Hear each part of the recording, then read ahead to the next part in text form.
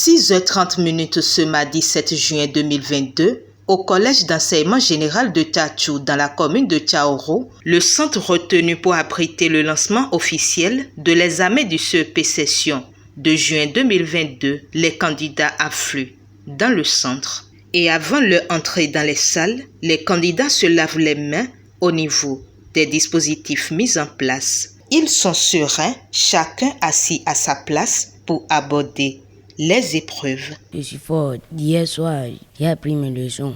Et ce matin, je suis dans la joie. Je sais que les épreuves vont venir. Et on va composer dans la joie avec mes camarades. Je me sens bien. Je suis bien préparé pour les épreuves des examens. À 7h20, le ministre Saliman Karimou fait son entrée dans le centre avec une forte délégation constituée des cadres du ministère, du préfet du Borgou et du maire de Tchaoro. Direction le secrétariat pour constater les dispositions pratiques mises en place pour un bon déroulement de l'examen. Il a ensuite sillonné les salles de composition pour s'assurer des bonnes conditions et prodiguer des conseils aux candidats. Les enfants, juste pour vous dire bonne chance. Tout le monde va réussir, hein? Parce que tout le monde peut réussir. Ce qu'on vous a appris là, à l'école, ce qu'on vous a enseigné, que vous avez appris, c'est pas pour vous aujourd'hui. C'est pas autre chose. Il faut bien lire tout simplement. Hein? Et ne pas avoir peur. Il faut chasser la peur là, loin, loin, loin, loin. Tu as compris? Avec l'aide des candidats, il a vérifié les scellés posés sur les enveloppes contenant la première épreuve, qu'est la lecture. À 8h30, la sirène retentit, donnant ainsi le top au lancement et la distribution des premières épreuves par le ministre. Ça a commencé par compter. On va répartir les épreuves. Se réjouissant de la clémence de la nature et la sérénité des candidats, Saliman Karimou justifie le choix porté sur Tchatchou pour le lancement. Il y a un certain nombre de critères qui concourent au choix d'un centre d'examen. Je peux en citer deux. Le premier critère, c'est d'abord un critère de rotation.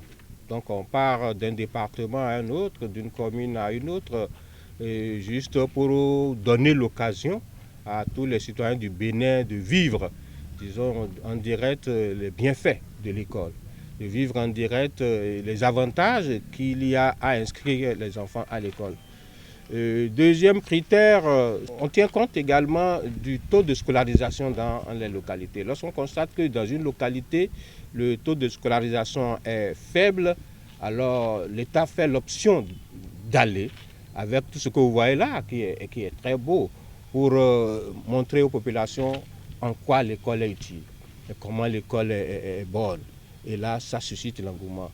Et ajouter à cela, au-delà du taux de scolarisation, également le taux de réussite aux examens. Lorsqu'on constate que quelque part le taux de réussite reste encore faible, en dépit des efforts de l'État, on y va également pour montrer aux gens qu'il y a encore des efforts à faire. Et c'est ce que justifie le choix du centre de Tchatchou qui, par rapport au taux de scolarisation, n'est-ce pas, les écoles qui envoient leurs candidats au niveau du centre de CG de Tchatchou ici, n'est-ce pas, dans ces milieux, il y a encore quelques efforts à faire en termes de taux de scolarisation. C'est pareil également pour, disons, le taux de réussite au CEP. Quand on a regardé les chiffres, on a constaté qu'à ces deux niveaux, il y a encore des efforts à faire ici.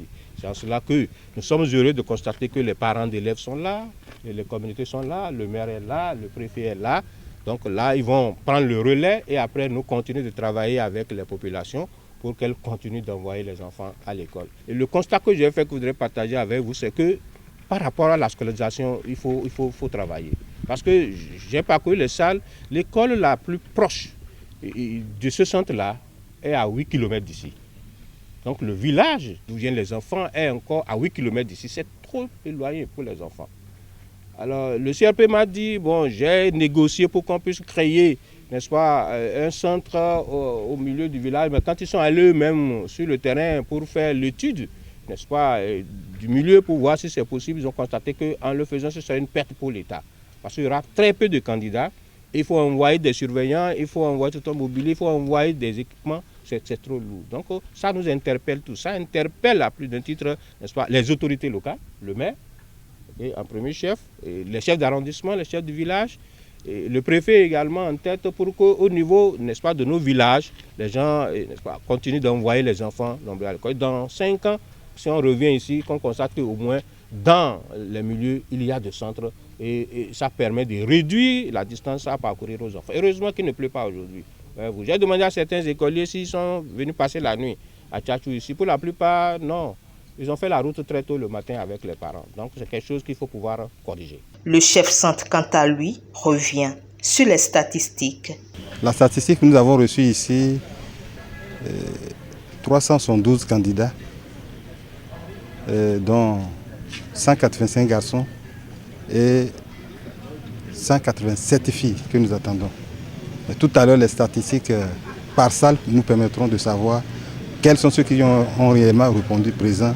Tout s'est bien passé, tout s'est bien déroulé parce qu'il n'y a pas eu d'incident pour le moment. Tout se passe bien. Les enfants ont retrouvé leur numéro. Tous les surveillants sont présents. Et ils sont venus à l'heure. Et très tôt, même avant le démarrage officiel de la lecture, tous étaient là pour entendre les instructions officielles avant d'intégrer les salles. Et les surveillants, je leur demande seulement de respecter leur rôle de surveillant. Ils sont là pour surveiller. Ils n'ont pas d'autres tâches à faire. Et aux parents, nous leur demandons de toujours accompagner les enfants. Aux candidats, nous leur demandons de travailler. Un meilleur taux de performance que les années précédentes, tel est le souhait du ministre des enseignements maternels et primaires. Nous sommes en train de travailler depuis plusieurs années sur la qualité de l'enseignement. Et cette qualité-là ne soit pas du taux de performance. Nous sommes partis de 40%, comme je l'ai dit il y a quelques jours, à 84%, 85%. Et notre souhait est que nous allions au-delà de 85%. Que cette année, au moins, nous puissions avoir 90%, ce serait déjà notre satisfaction. Ce n'est pas 90% paillot, hein, 90% bien. Quand les enfants parlent, qu'on sache qu'ils ont appris quelque chose à l'école. Et quand on les interroge, qu'ils sachent répondre aux questions qu'on leur pose. Alors je crois que ça a commencé par aller petit à petit. Et Inch'Allah, dans quelques années, tout le monde sera satisfait de notre école. Le ministre et sa délégation se sont ensuite rendus au centre de l'école primaire publique de Tchaoro pour constater le bon déroulement de cet examen. Et faut-il le notifier, ce candidat souffrant du palu a rapidement été pris en charge grâce aux dispositions sanitaires mises en place et sous le regard bienveillant du ministre Saliman Karimou.